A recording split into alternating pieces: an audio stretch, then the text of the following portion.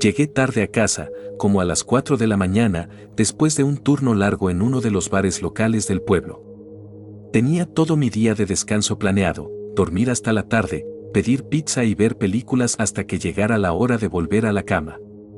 Pero cuando me despertó el sonido de una alerta en mi celular, mucho más potente de lo que cualquier alarma estándar podría ser, me incorporé de golpe en la cama, como si esperara que me arrastraran de entre las cobijas hacia la calle. Me tallé los ojos para ver qué demonios causaba tanto escándalo, y cuando mi vista se enfocó en el enorme mensaje rojo en la pantalla, mi corazón empezó a latir con fuerza al leer: "Quédese adentro". Salí de la cama con el pulso acelerado. No podía evitar pensar en las miles de implicaciones que tenía ese mensaje. La solución más obvia era simplemente abrir las cortinas y mirar hacia afuera, pero no podía evitar retrasar el momento. En mi mente, en esos pocos segundos entre ver el mensaje y terminar de despertar, mi percepción de esas cortinas cambió drásticamente. Pasaron de ser algo para tapar el sol a ser la única barrera contra cualquier amenaza que pudiera estar acechando detrás. Decidí revisar las redes sociales para ver qué estaba pasando, como si eso fuera a marcar la diferencia. Era como si pudiera fingir que le estaba pasando a alguien más.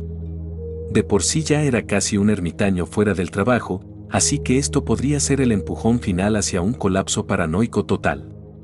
Todo lo que intentaba buscar sobre el mensaje estaba siendo borrado frente a mis ojos.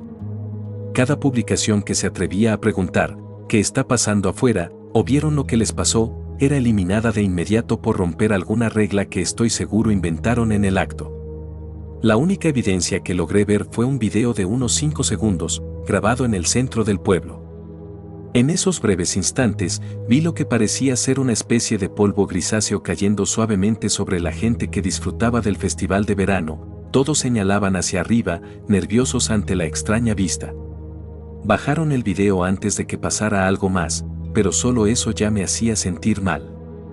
Me envolví en mis cobijas intentando recuperar algo de la comodidad perdida, sentado ahí, mirando la ventana, armándome de valor para asomarme de una vez. Pero ese miedo a lo desconocido ya se había instalado en mi amígdala, actuando como cadenas para mantenerme a salvo de lo que sea que acechara afuera. Necesitaba hablar con mi compañera de departamento, esperaba que ella me dijera lo que quería escuchar. Alguna seguridad tonta que diera por terminado el asunto. Así que toqué a su puerta y recorrí el resto del departamento a oscuras para buscarla, solo para encontrar una nota en la cocina cuando encendí la luz. Oye. Escuché que seguías durmiendo, así que voy a buscar algo de comer. Mándame un mensaje si necesitas algo. Vuelvo pronto. Sara. Mi celular vibró, ya voy de regreso. Por favor abre la puerta, olvidé mis llaves. En los últimos 15 minutos no había visto ni oído prácticamente nada del mundo exterior, así que mi paranoia estaba a todo lo que daba, mientras otras partes de mi cerebro intentaban apagar el incendio que la primera alerta había provocado. Toc, toc. El sonido rompió el frágil silencio, dándome un susto. Sara había vuelto. Me quedé mirando la puerta principal como si nunca la hubiera visto. ¿Por qué estaba esperando? Ella está ahí mismo, detrás de esa puerta, con respuestas sobre el mundo exterior, solo tengo que quitar el seguro y dejarla entrar. Entonces, ¿por qué estaba temblando tanto? Toc, toc. ¿Me dejas entrar? Era su voz. ¿Qué pensamiento tan estúpido tuve? ¿Por qué no sería ella? Pero aún así, algo andaba mal, muy ligeramente, con su voz. Tenía un leve carraspeo, como si le costara sacar las palabras. Le grité nervioso: perdón, no encuentro mis llaves. ¿Qué cosas? ¿Cómo estaba el pueblo? ¿Pasó algo mientras no estabas? Apreté mis llaves contra mi pecho con tanta fuerza que pensé que me perforarían la piel mientras esperaba su respuesta. Estaba bien, dijo secamente, con un toque de enojo esta vez. ¿Viste la alerta?, pregunté desesperado, intentando que mi voz no se quebrara. Se sintió como una eternidad antes de que respondiera: ah, eso solo fue una prueba, escuchaste en las noticias que iban a hacer eso, ¿verdad?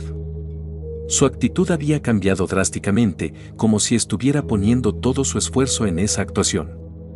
No puedo describir el miedo que sentí en ese momento. Todo esto se siente mal. Me apoyé contra la puerta para ver por la mirilla, pero solo había oscuridad. Ella la estaba tapando. Me armé de valor para hacer una última pregunta que sabía que lo cambiaría todo. Esta situación no se iba a ir hasta que preguntara, ¿por qué estás tapando la mirilla? Silencio. Un silencio horrible y sepulcral. Los segundos pasaron como horas antes de que Sara respondiera con un tono de rabia apenas contenida, ¿por qué intentas mirarme? No tengo nada malo. No soy como los otros. Retrocedí unos pasos temblorosos mientras escuchaba que sus palabras bajaban a un susurro apenas audible, estoy bien. Estoy bien. Estoy bien, repitió eso por los siguientes minutos sin parar, mientras yo me quedaba ahí en el pasillo con la cara pálida. Antes de que tuviera oportunidad de preguntar algo más, empezó a golpear la puerta. ¡Pum! Era aterrador escucharlo, pero la puerta era fuerte y no daba señales de ceder. Al menos eso esperaba, porque no quería ponerlo a prueba. Lo que Sara estaba haciendo era un acto de desesperación. Si no la iba a dejar entrar, iba a intentar con todas sus fuerzas derribar la puerta. Mientras tanto, yo arrastré sillas y otros muebles para bloquear la entrada, hiperventilando. Poco después, los golpes y gritos contra la puerta cesaron. Pronto se escucharon sollozos. Las lágrimas corrían por mi cara por el estrés y la traición que probablemente ambos sentíamos el uno por el otro. Le supliqué desesperado, por favor, solo dime qué está pasando afuera. Los llantos de Sara se calmaron. Solo sal, fue todo lo que dijo antes de que pudiera escucharla alejarse, sollozando ruidosamente de nuevo, intensificando mi culpa 10 veces más. Cuando dejé de escucharla, me senté en la sala, en la única silla que no había amontonado contra la puerta, y lentamente dejé que mis ojos se dirigieran hacia las ventanas y las cortinas que me mantenían sellado aquí. Era hora de mirar hacia afuera. Al principio, aparté la tela suave solo un poco. Soy consciente de que me estoy haciendo más daño, pero no puedo retrasar esto más. Abrí las cortinas por completo para no revelar nada más que la vista normal de la ciudad, excepto, ¿dónde está todo el mundo? Vivo en el segundo piso de un complejo de departamentos con una vista perfecta de los lugares más concurridos del pueblo. Con mis noches largas y mis despertares tardíos, el ruido que hacían a todas horas me mantenía despierto por mucho tiempo. ¿Por qué estaba todo tan callado ahora? Busqué abajo para ver si alguien caminaba por la calle, pero nada. Lo único que pude concluir fue que algo había pasado para que todos corrieran a encerrarse. Entonces lo vi, justo antes de desaparecer de la vista, la calle estaba cubierta de una especie de polvo rosa oscuro. Intenté darle sentido, aferrarme a cualquier explicación. Tal vez eran pétalos para el festival, o basura acumulada. Todas esas teorías se desmoronaron cuando vi a una persona dar un paso valiente hacia la calle.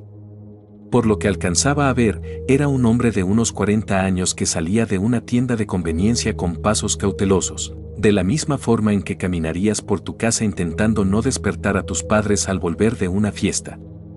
Estaba tan desesperado por hablar con alguien, por ayudar a entender esto, que estuve a punto de abrir mi ventana para gritar pidiendo ayuda, cuando el cielo empezó a oscurecerse y comenzó a nevar ese polvo gris oscuro otra vez. Él se dio la vuelta rápido, intentando volver a la seguridad del interior, pero cuando sus manos alcanzaron la puerta, la encontró cerrada. Pude ver a otro hombre parado al otro lado, sacudiendo la cabeza con miedo ante el clima exterior. Podía escuchar al hombre gritando desde aquí arriba, solo déjame entrar. Todavía no me toca, mira.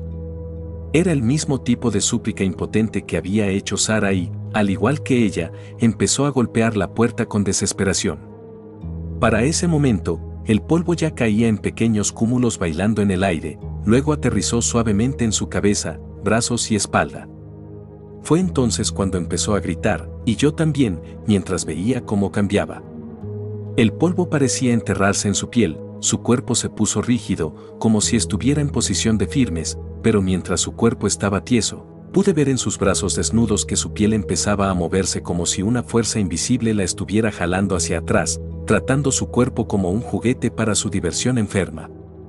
La piel de sus brazos se tensó y se retrajo tanto que los huesos de sus dedos empezaron a asomar a través de la piel de sus manos, como si su carne fuera un guante y su esqueleto se lo estuviera quitando. Sus falanges estaban cubiertas de restos de tendones y sangre mientras se abría paso fuera de su propio cuerpo. Luego se dio la vuelta para mirar hacia mi edificio con agonía y miedo, posiblemente para dejar de ver las miradas horrorizadas de los otros detrás de las ventanas de la tienda. Entonces pude ver lo que le había pasado a su cara.